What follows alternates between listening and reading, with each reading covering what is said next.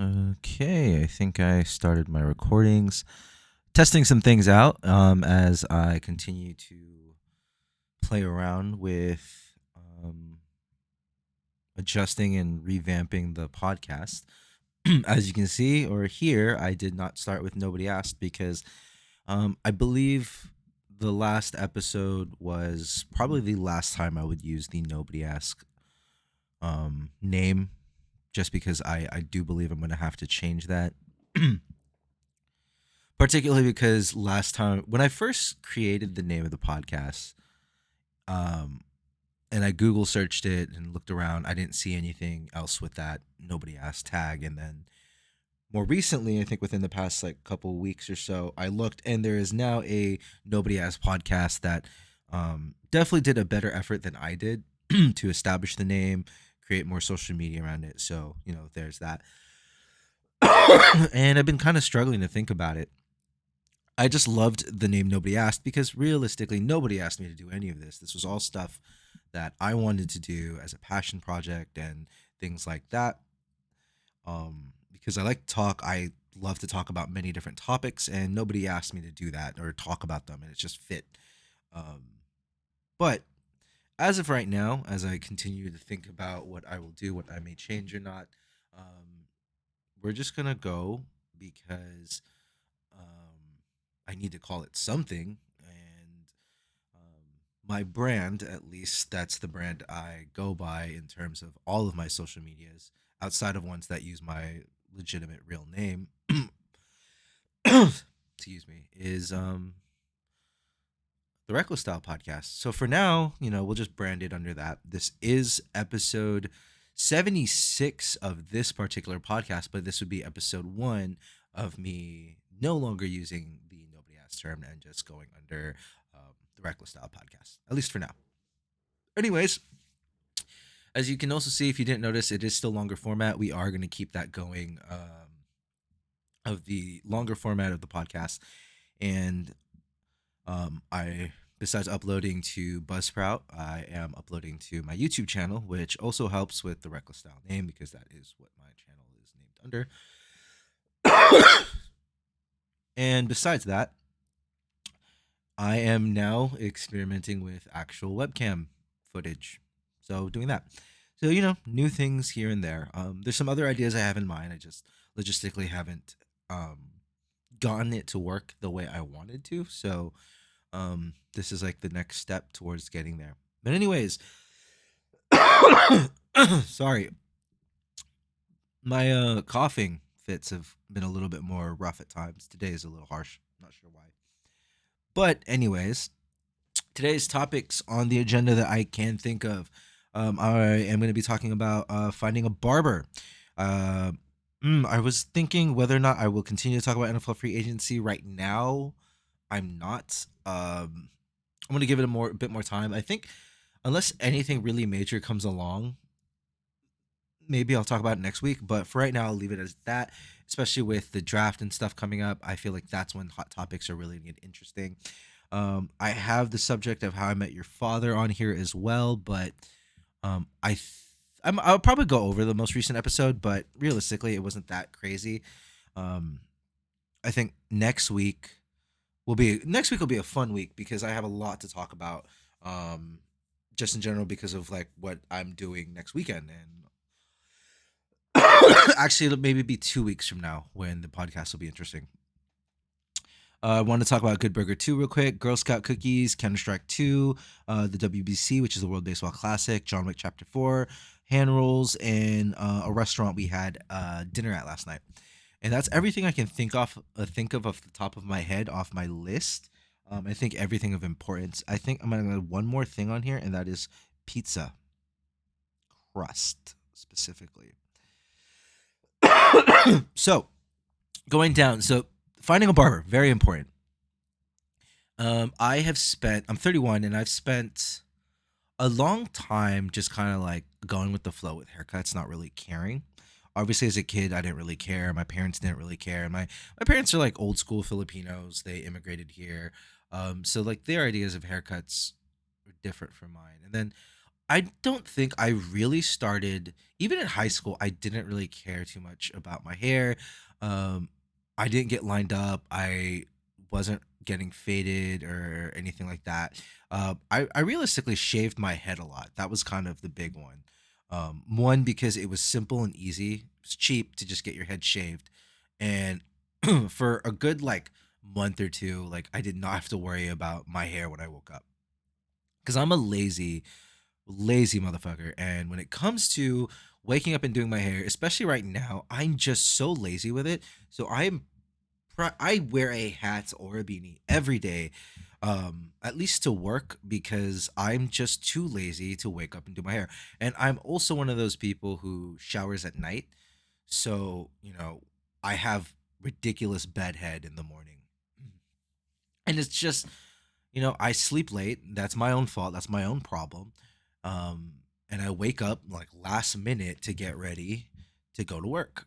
And I wake up at a pretty early time. Anna and I usually wake up around 6 so that we can get ready to go to work. And we're like rushing to work last minute all the time.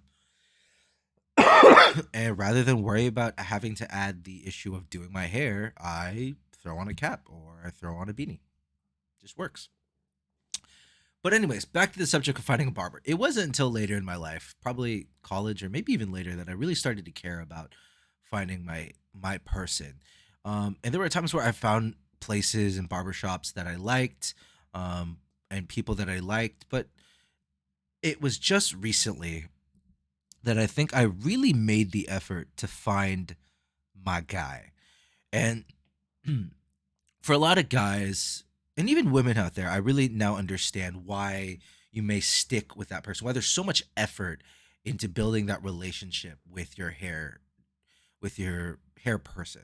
Because you might have a barber, you might have a stylist, you might have a colorist and all that. Like Anna has known um her hairstylist, and she's also the person that I call her since high school. This is the same person. She's gonna be the one doing it, Anna's hair for our wedding. Like they have had a relationship, and she used to cut my hair for a while.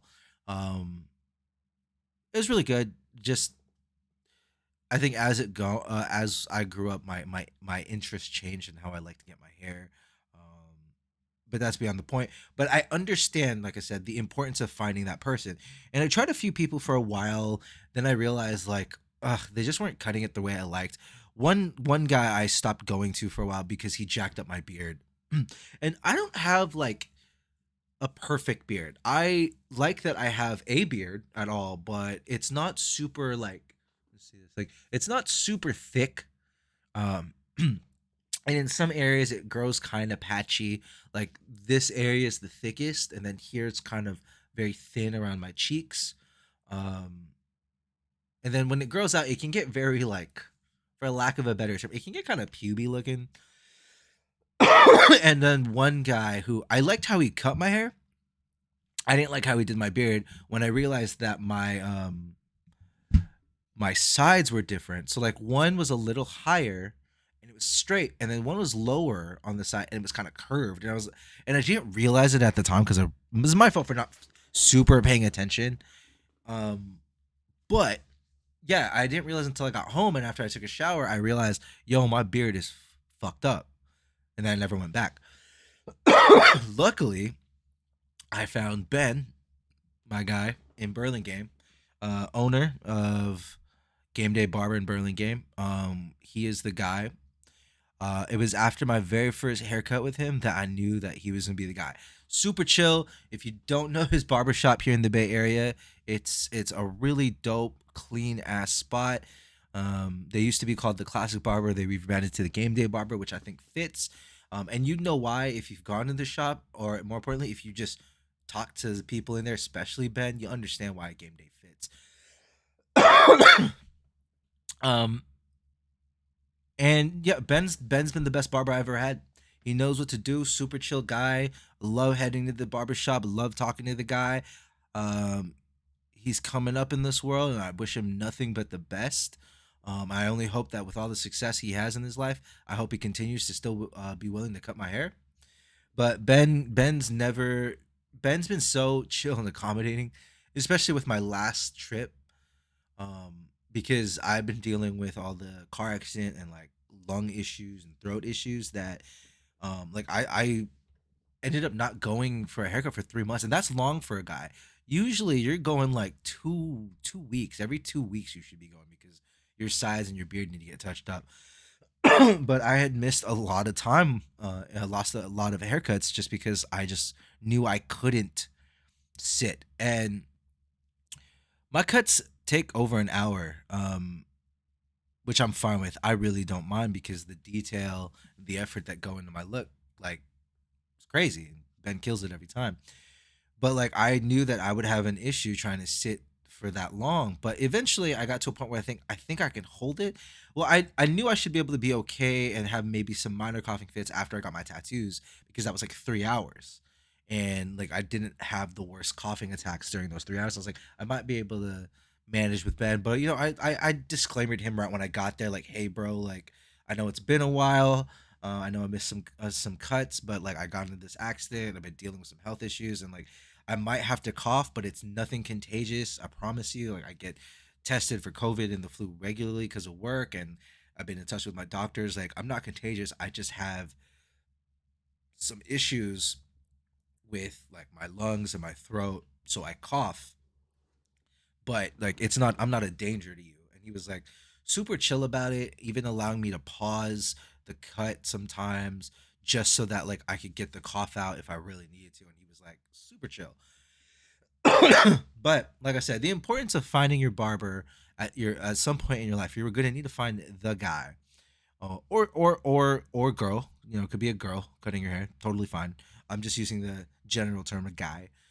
Find that person who's going to be cutting your hair, and right now, I could not imagine not getting my hair cut without Ben. Really could not, because he knows how I like to cut my beard, how I like to style my beard. Um, yeah, just the importance of finding a barber. It's just I wish I put more effort into it when I was younger, but I don't think I would have found Ben if I didn't go through my life cutting my hair the way I did. And I also went through periods of time where I just cut my own hair or had Anna cut my hair or my dad just shaved my hair. Like I would so when I would cut my hair, I would just be shaving it down. I put it down to like a 1 and just like all the way through. Um the good news is Anna loved it. So at the end of it, it didn't really matter. Because Anna actually thinks I look really good with my head shave. She really liked it when I would shave my head and then just have like my beard grown out a bit. She really liked that. So, you know, nothing wrong there. But anyways, finding a barber, one of the most important things in the world. Like when I have kids, especially if I have like a son, Lord knows I will do my best to find and make sure that he's got like my barber or something like that. I also know you got to be well at some point because with kids you got to be careful. You really want to make sure they're comfortable. Like I don't have a problem going to a kid's barber. I don't mind being the one to just cut his hair if I can do it properly. But anyways, old enough. If Ben's still around doing hair, doing my hair, I would definitely be like, Ben, can you hook up my kids? I did bring up free agency, but yeah, I don't think I'm gonna bring it up again. How I Met Your Father. Okay, so I've talked about it before. The second season's been really strong since I believe that fourth or fifth episode where Jesse broke up with Meredith. A lot of great episodes. This last episode was also solid. I did think, while very funny and entertaining at times, and I really do think they're finding their stride. I thought the little like I don't know why. I think it's the mutton chops on this dude. Spoiler warning if you hadn't watched the episode yet. You immediately knew when he first interacted with Sophie um, over the food table. I forgot what food it was. Um, you knew that that was going to be that guy that leads to the whole Barney situation, right? Because of like the whole I think I'm dating my dad thing. Because the guy just looks so old comparatively, right? He looks old. And I want to say the mutton chops makes it so much more like it ages him up, and I do wonder if you took that actor's mutton chops off, would it change things? But in general, he just looks way too old for it. And I don't want to be some sort of like ageist kind of person. Age is just a number, whatever, right? I don't really care about any of that. It's just for the sake of this, it's like it just felt so weird to me. Like I immediately was like, okay, you are a plot device. Like your relationship literally is unimportant except for the fact that you are going to plot device us into how Sophie literally runs into Barney, which I'm super excited for, especially because according to Hulu and the dates, next week is a double header 2 episode release on Monday, if I remember correctly, where I believe it's also partially because this is going to be the mid-season finale. So very exciting. It's like it's such a tease though, because you just know that like this guy. Well, one, this guy's pretty unimportant. Like he's not the dad at the end of it, and you know it's just leading us to Barney, which is what we really care about as fans. God damn it, text messages.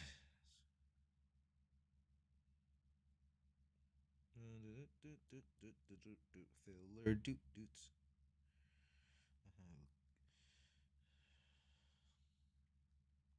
Recording a podcast. Leave me alone, people. Anyways. Oh shit. Where was my notes? So that was How I Met Your Father there. Uh, Nothing on The Last of Us for me, and I still haven't had a chance to continue watching or catching up. Simply because we have just been busy. The only reason I'm even able to record the podcast right now is because Anna had to work today and Saturday, so I have some time to not do stuff. Um, oh, Good Burger 2. Good Burger 2 was announced. I saw the announcement on social media, or did I see it on YouTube? I think I saw it on YouTube actually. So super exciting. I think they were on. I think Kenan Thompson and Kel Mitchell were on Kimmel, and they made that announcement. Kel dropped the famous "Welcome to Good Burger" line, and that's when we knew. Keenan said they should be shooting this summer, and it'll be out soon. So it's gonna be. It sounds like it'll be a really quick production, or they've been like planning it for a while, so they have all the details ready to go, so that it will end up being a quick production. Um, but anyways, I'm really excited. It's I mean, Good Burger was a childhood like classic for me. Even now, I still find it super freaking entertaining. Um, so I'm really excited to see where they go because I'm just like, you're gonna have kids. What's Kel up to? Are you gonna bring back any of the like other original cast members? There's a lot to like, and I'm really really juiced, and I really hope. So like I living out like the nostalgia days. That's like a big thing. I feel like that's been happening in the last years with media and movies and television and the revival of a bunch of stuff or the bring back of a bunch of stuff, which I don't necessarily have that much of a problem with. But I always wonder if it's like, can you really live on nostalgia? And the answer is yes, because I am eating that shit up. I love nostalgia apparently because I will watch the remakes of things and the sequels that like nobody asked for right now. But anyways, yeah. Uh, More to follow on Good Burger too, as more details come out, and when I eventually do watch it. Um, it's I forgot the Girl Scout cookie season. It is Girl Scout cookie season, and I'm lucky that I don't take public transit in the Bay Area like I used to, because your public transit stops are a danger zone for Girl Scouts. That and grocery stores, because there will be a Girl Scout there. Hospitals, Girl Scout. When I used to work for the hospital, Girl Scout cookies would always be across the street, and I'd be like, "Well, damn it, yeah, I'll take card or like what is it, Venmo? I think they take Zelle now, Cash App, Square, whatever." But I'm just like, damn it. At least when I didn't have cash, I knew I didn't have to worry about it. But now now they found a way to make it so that I have to care, that I have to give them my money. Um, My fiance's texting me, and I have to text her back. I think I've mentioned this before. When your significant other texts you, you better make sure you text back as quickly as you can, unless you really can't. um. Okay. What is this? What is Texas? The biotech drug manufacturer will close its up to and work. Who work there? The company confirmed. Okay. Nah. That's not me. We already shut that down. I guess you all know where I work now. For anybody listening.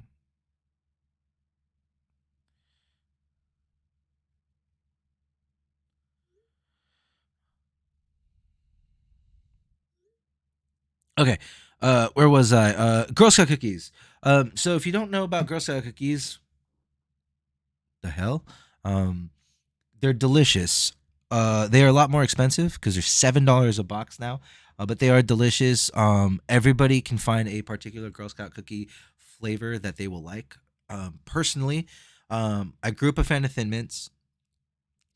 My fiance grew up a fan of Samoas as like their go-to cookies. I've since switched. I went from Thin Mints to Tagalongs, and then from Tagalongs to Dosey Dos. She still goes with Samoas as her preferred choice. And Samoas is like the most popular one. It's like the most sugary one. It is the sugariest cookies you can get. Recently, we bought I think like 7 boxes of cookies.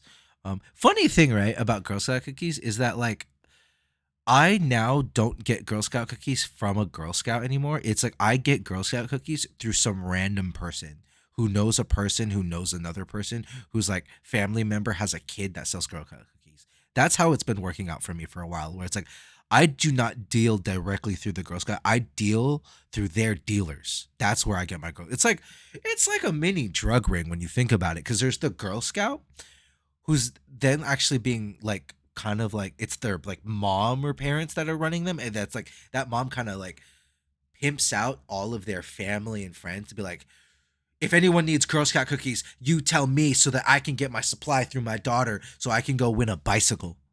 But anyways, like you support it because the Girl Scout cookies are delicious. um uh but yeah, so Thin Mints are great. So there are a couple of reasons why I really do like Thin Mints and Dosey Does. It's because for the money, because the box, whatever you get, it's all $7 regardless of what type of Girl Scout cookie you get. But Thin Mints come in two strips, like vertical strips, kind of like how Ritz crackers come in those like stack things. That's basically how it is, and Dosey Does are the same. So you get a lot of cookies. But like Samoas and Tagalongs come in like an Oreo tray, but there's like five, I think, cookies or so per tray, and there's like four, so you're only getting like 20 cookies. Where so it's like for the value, Thin Mints and Dosey Dos and those kinds of like thinner cookies that come in the vertical like package wrappers, you get a lot more for the value than you do with like Samoas and all that. And I get why, because Samoas or tagalongs, when they like, you don't want them to stick to each other because they'll ruin the cookie, or you don't want it to melt and then it gets all messed up like that. But I also feel like I'm getting gypped because there's like I think more packaging in those boxes than cookies, where like the other cookies where it's Dosey Dos or Thin Mints and those kinds of ones, you get a lot more cookie than packaging. But anyways, um, there is a Girl Scout cookie for everybody. I think this time, so we did tagalongs, Thin Mints, Samoas, Dosey Dos. We tried the Adventurefuls, which is like the brownie cookie. Too sweet for me, but actually pretty good. I like the actual texture. But too sweet for me. We got the toffee ones. Not great. It's literally just like like a shortbread butter cookie with actual bits of straight up crunchy toffee in them. It's a very simple cookie, but like it's pretty.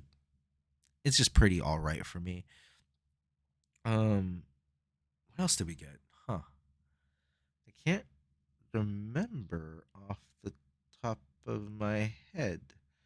It said Dosey Does, Tagalongs, Thin Mints, Samoas, Adventurefuls, the toffee. Maybe that's all I got. Maybe we only got 6. Um, And there's more out there, and they're all good, but some are better and more superior than others. But if you haven't had Girl Scout cookies, good on you. If you have had Girl Scout cookies, you know the delicious struggle. Next thing on the topic list is Counter Strike 2. Counter Strike 2 got announced. It was a surprise announcement, and then it was a surprise to me to see that it got announced, and I'm pretty juiced for it. I used to play a lot of Counter Strike back in the day, back in the days of internet cafes. I spent hours playing Counter Strike, and that might have been one of my first real introductions into FPSs, computer FPSs, without even realizing it. And like the hard part about it is like I don't really have friends that play Counter Strike, so I just stopped for the longest time, and I would like to play it again. So hopefully Counter Strike 2 might be a good jump for that for me, but I don't know. There's a very big possibility because like I just don't like there's certain games where like I don't mind solo queuing. Unfortunately, like Apex wasn't one of them. I stopped playing Valorant because I didn't like how solo queuing went. When it comes to solo queuing, Halo and um, Overwatch are currently the only two games for an FPS where I can solo queue and not get really pissed off. Where I'm like, wow, like we cannot figure this out, or like I cannot, have a decent matchup that feels even and fair at times with where I'm like I don't need to be super able to coordinate and like work with my team, in the sense of like we need to have comms on and mics on so that we can like really detail and figure out. Obviously in competitive Overwatch it makes more sense, but in Halo it's fucking Halo. I'm not trying to be a pro or anything. I'm just trying to fuck shit up and get and like vent on my day, right? Ooh, another text. Da, da, da, da, da, da, da, da. I bought all the donuts. They looked awesome. Well, that's a topic I'll get into. I'll do it right now. So, it is my fiance's birthday next week, and we were gonna celebrate early because next week we're gonna be out of town. We're gonna celebrate early and do some things. So we got her cake early, and the cake we got was from Mazzetti's Bakery in Pacifica, who is also the bakery that we're gonna get our wedding cake from. So this derby cake is what we want, because Anna had the opportunity to try it after a coworker brought it to work, and she fucking loved it, raved about it. So knowing that we can get that particular style of cake for our wedding, I also want to try it, and she's insisting it. So we got it for her birthday. So we're gonna eat that today. But while I was there, and I have a problem going into bakeries. I mentioned that last week, of just going overboard and getting more than what I intended to go. It's like going to Target where you like, I just need eggs or like diapers or something or whatever, and then you leave with a bunch of stuff like Costco. I walked in, I asked for my cake, and I looked at all the donuts, and then when I got the cake, they asked, "Well, it's already paid for, unless you want anything else." And I immediately said, "Yes, I need one of every donut." And also it's a lot of donuts, and I paid under $10 for like a full box of donuts. I want to say I got like more than I paid less than $1 a donut. That's how I know, because I got more than 10 donuts and I paid under $10. So great value, and I'm super freaking juiced. I haven't had one yet, but I'm so juiced to have one. And I'm so excited to have that cake. And I will talk more about that cake next podcast after I eat that cake. But yeah, really excited. World Baseball Classic. World Baseball Classic may have actually been more entertaining overall than like watching the MLB playoffs at times. It was just really cool to see. There was so much passion all around. It gave me vibes of watching like the World Cup, but like I thought of like the World Baseball Classic as a World Cup for people who don't really get football or soccer, right? Which is fine, and like that's totally fine. Like everyone has favorite sports or sports they don't really gravitate to. That's totally fine. Teach your own, as long as you respect, the sports for what they are. Even if you're not a fan, you should always respect each sport and like what the athletes do, because they are doing amazing things and putting their bodies on the line for these things.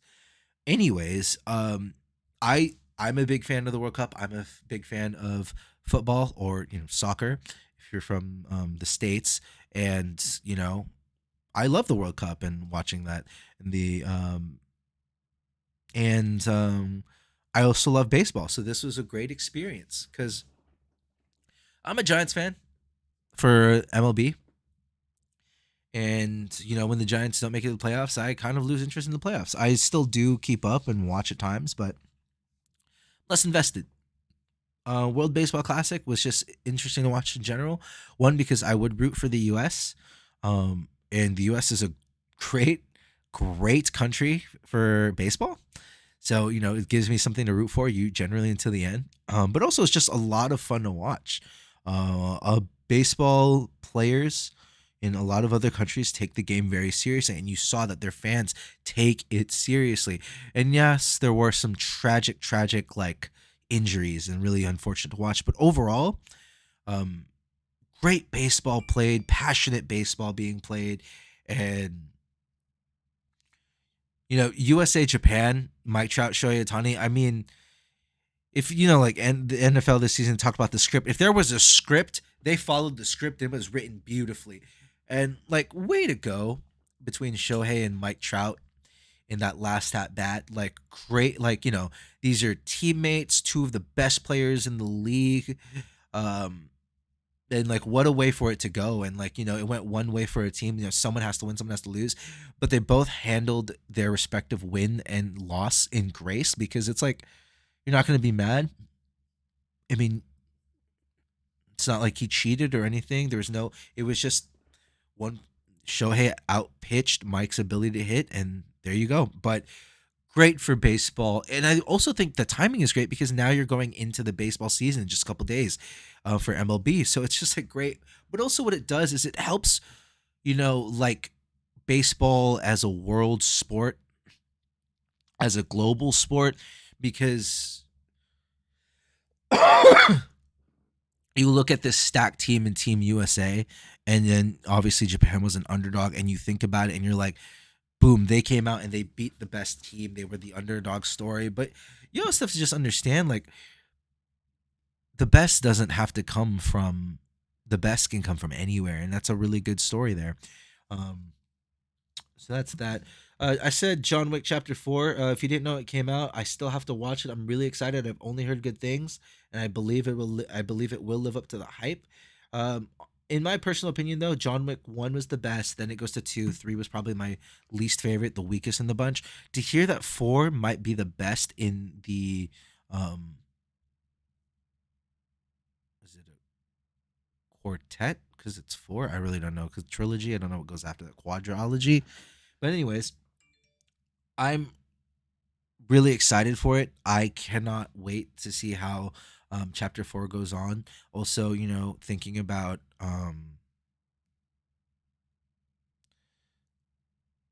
Lance Reddick, and this being, I believe, maybe his last live action film role before his passing.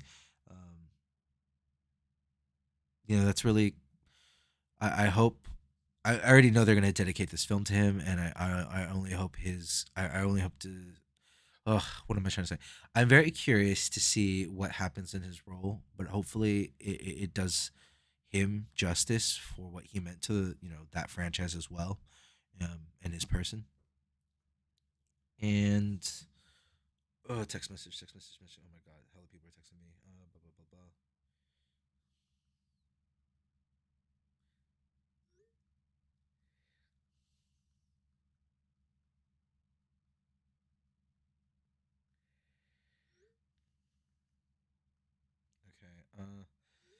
Blah, blah, blah, blah. Okay.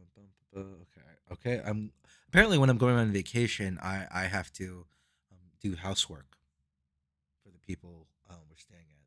So that's cool.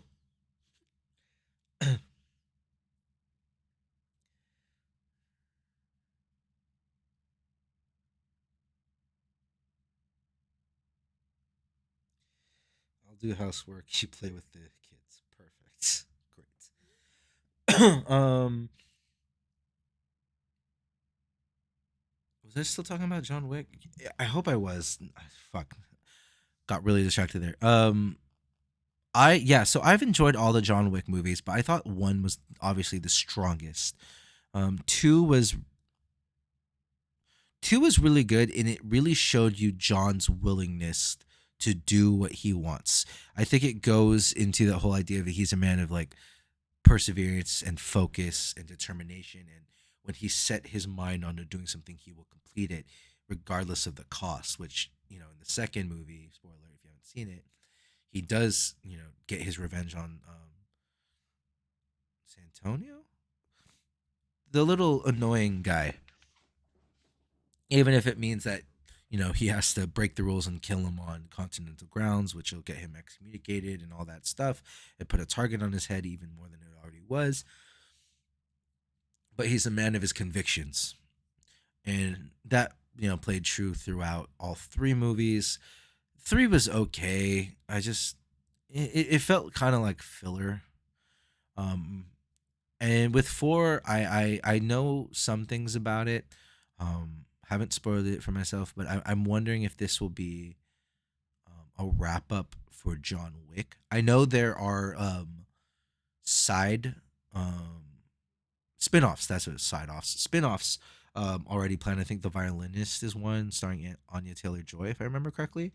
But I believe that one is set not like I think it's set parallel to one of the other movies or in between one of those, not like after four. So I don't think it's going to be continued as like a spin-off sequel kind of thing. But yeah, I'm very excited. Great films, great world. Even if this might be the end of John Wick story, because I don't think it's going to be like a Fast and Furious kind of thing or a Thor treatment where um, John Wick will continue to be a part of the world going forward. I think John's story will eventually. I think like you're coming for the high table, and that's the highest group. I think that's where things need to come to an end for him. Um, yeah. Um, More updates on that when I eventually do get to watch it. There's a lot of when I eventually get to watch it that I want to talk about. Like I still haven't seen Creed, I still haven't seen Ant Man, so I'm so behind. Not last night, but 2 nights ago, Anna and I went to dinner. We went to a hand roll spot. Hand rolls have become a increasingly how was it important part to our diets. No, hand rolls have become a very very like eagerly sought out dinner or food lunch spot meal spot for us. We love hand rolls. The Bay Area doesn't have that many hand roll spots, but more are coming out.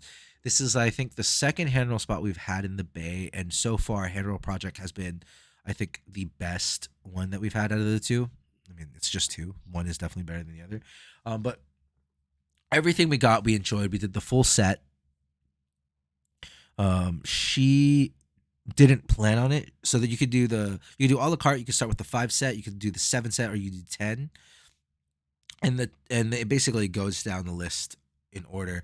I did the 10, and then they had a special off menu roll that I also got, so I ate the entire menu of rolls.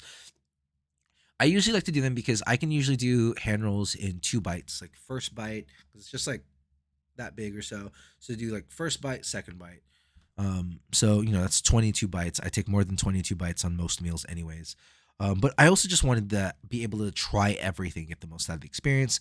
Delicious, everything was fantastic. I had no real like complaints about any of them. I thought they were all good. The last 2 rolls were my favorite, which was the uni roll and then the off menu roll. But we just love the experience of hand rolls. Like it's like hot, fresh rice, put on some nori, and then like your protein and whatever else they put. Like this is a bit more of a fancy place because I think after tip we spent a little over $300 on our meal, which is like her set 10 set, my set of 11, and then we did get some sake. Then we also got the pickled wasabi. Pickled wasabi was fantastic. It was so delicious. I ate so much of that. It was fantastic. Well worth the money, but very expensive. It's not something we would Like going back, we would not just go back just because we wanted hand rolls. It's just a little too expensive for that. But the quality and the um, vibe in there was great. I enjoyed everything about it except maybe how expensive it was. But if you're looking for more simple style of rolls, like these are not simple. They are on the higher, fancier side of hand rolls in my opinion, which is why it comes with it came with that huge price point for us. The set of 10, I believe, is like $98. Which is I yeah, so which is I mean it was fine. It was kind of worth the price. Ooh, text messaging, yeah. Get the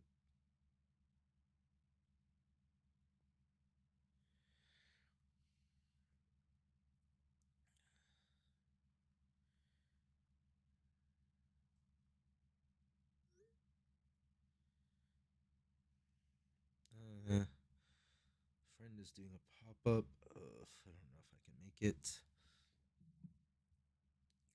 But I love hand rolls. They're delicious. They taste good. It's a fun experience to eat. Our chef was really really dope, really nice. Talked about everything in the rolls. Dude commented that he liked my earring, which my earring is from Dragon Ball Z, and that's actually what he asked. He's like, "Is your earring from Dragon Ball Z?" And I was like, "Hell yeah!" On the inside, I said, "Hell yeah!" But I was like, "Yeah, yeah, it is." It was a fusion earring. It was really cool. Anyways, yeah, so that was cool. Had a lot of fun. Would go back, but definitely not regularly because it's just way too expensive. Um, but well worth the experience for that. Then text message.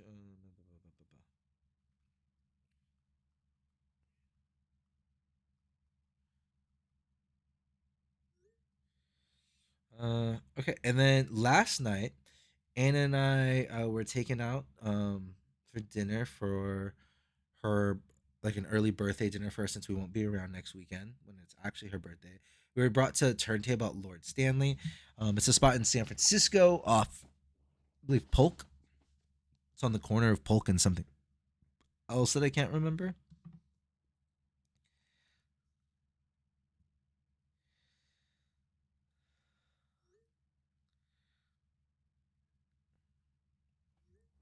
And lost my train of thought. Yeah, so we went to dinner last night. So really cool. I believe the spot is known for like every month it has like a rotating menu, like a new chef kind of takes over the spot.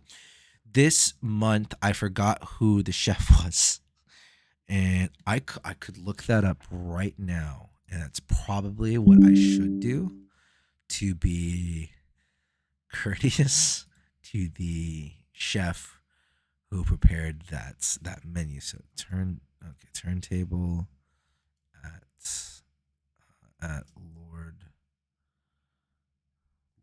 oh my God, Lord Stanley. Okay, turntable at Lord Stanley. Eduardo Gonzalez's was March's person. Mm. Oh, was I think I actually met him. I think he actually did that for us. Cool. Yeah. So from March 8th to April 1st, Eduardo Gonzalez is the chef. It was a prefixed menu. And you had the option to do 3 or 4 courses. Essentially, essentially the 3 course would include the entree, a poisson, a viande, and a poisson or a viande and a dessert. And the 4 courses would give you all of it. You get the entree, the poisson, the viande, and dessert, which is basically your for United States of Americans. That would be your appetizer. The 3 courses would give you an appetizer, a fish or a meat dish, or seafood or a meat dish, and then dessert. 4 courses, you'd get your appetizer, you'd get fish, a seafood dish, and a meat dish, and dessert.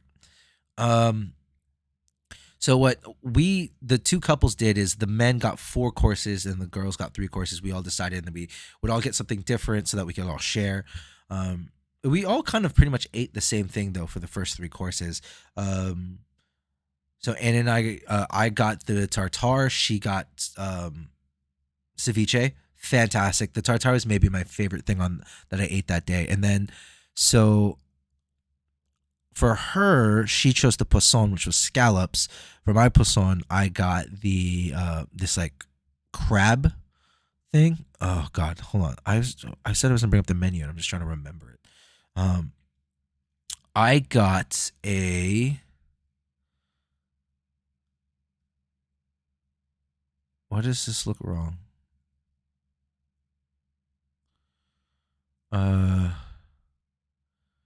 okay, so the menu I got had something different under the seafoods, the poissons, and I got this like done. I got this crab thing, and it was so delicious. I loved it. And his scallops were really good too. And then for my meat, I got a crispy suckling pig, and that was like perfect. The skin was so crispy. The sauce was delicious. And chard has to be cooked well and properly for it to taste good, and that chard was really good with that. And then for dessert, I got this like pistachio. It said it's pistachio Paris Brest with hot chocolate sauce. It was like a little pistachio. It was like a little pastry with cream and pistachio cream and thing, and then the chocolate. It was perfect for me. Not too sweet, not too heavy. Then Anna got this chocolate flan with sour cream. Less flan and more like a nice ganache chocolate cake, and that was delicious. Great meal overall. I really enjoyed that. It was a really good fun night out. And I would love to go back to Turntable to continue to try, um, new stuff that they would get and all have. Okay, so what am I doing? More text. Yes, dude, that's kind of creepy. Ghosts.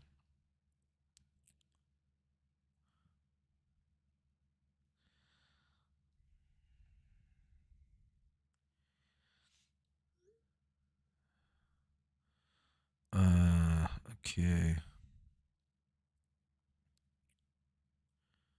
Da-da-da-da-da.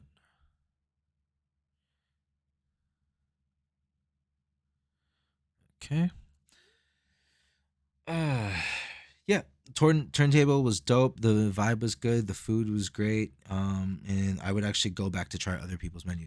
Last thing I have on this is pizza crust, and that was a late addition.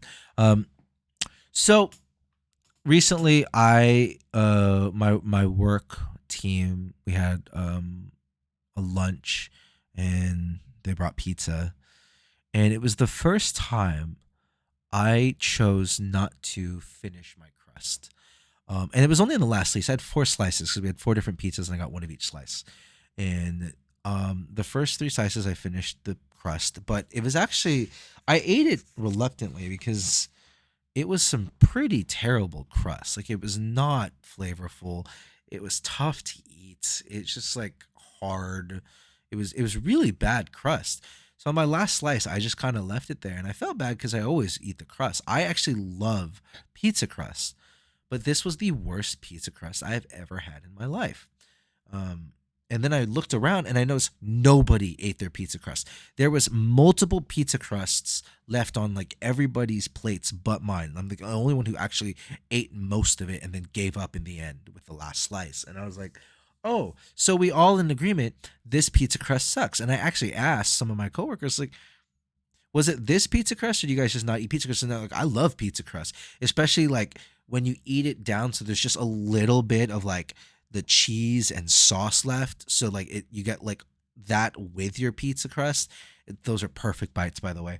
But they were like, no, this pizza crust just sucked. And they didn't give us any like ranch or anything. So like you couldn't even like make the pizza crust better. You just had crust, dry, hard, flavorless crust. So that's really disappointing. But also, this is a PSA. If you don't eat your pizza crust, eat your fucking pizza crust. Pizza crust is part of the experience. Um, Pizza crust is delicious when it's made well, dude. Like, don't disrespect the pizza crust, man. And your pizza crust does not need to be stuffed with cheese for it to be delicious. Now, pizza crust with honey, especially if like you're going to places that do those deep dish ones, where it's like a wheat crust, and then you get that with some like hot honey. That's some chef's kiss shit right there. That's so delicious. Um, yeah, some delicious stuff. Okay, so now I think I've run through everything. I'm at about 50 minutes, which is definitely where in a good spot to be. I spent a lot of dead air time, accidentally, going and not talking about anything, because I'm texting. So my apologies there, but it is what it is. Um,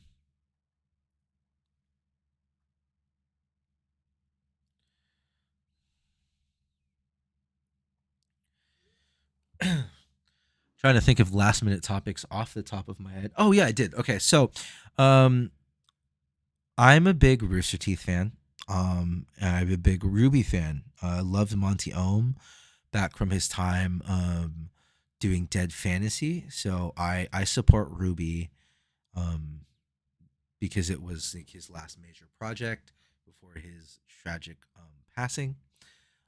I love RWBY, and the most recent episode just came out. And if spoiler alert, if you're a fan of particular ships, this is one that we have been waiting for, and we finally get it, and it was so well done. If anything, though, I'm just like, did it need to happen within this episode? I don't know, but this has arguably been one of my favorite episodes overall, especially after the last episode from last Saturday, where they left us on that really fantastic cliffhanger. Fucking love and hate cliffhangers, even when they're done this well. Um, Such a good episode overall. But I believe, if I remember correctly, I think we're like halfway done with this season already because this is a short season. I think they're following like the like 10, 12, like 12 episode format that like shorter anime adaptations get. So if you haven't watched it, I don't want to go too far into it, but like it's so good. And like I'm still really excited to see where we go. It just feels like knowing that the episode, like we're getting a particularly short RWBY season. It does make me curious. I'm just like, how much are we really going to develop? And it's like, are you going to finish this like fairy tale arc in this season, or is next season is this going to be like a multiple wrap up before we're done here? Like where the Atlas season was like multiple, multiple volumes, right? The Atlas arc was like two or three volumes. So I wonder if this one will be two volume minimum. But anyways, that'll wrap things up for me on this week's episode of the podcast. For those listening, thanks for listening. For those checking this out on YouTube, thanks for watching. Uh, a lot of adjustments and evolutions are going to come to this as I figure things out. But thanks for joining me. Thanks for being a part of the ride. I hope you stick around. I hope you pop in again in the future. I hope you pop back in for past episodes. Check out the Buzzsprout link in the description so that you can, you know, catch up on the short format version of the podcast. Um, yeah. So, yeah. Later, all.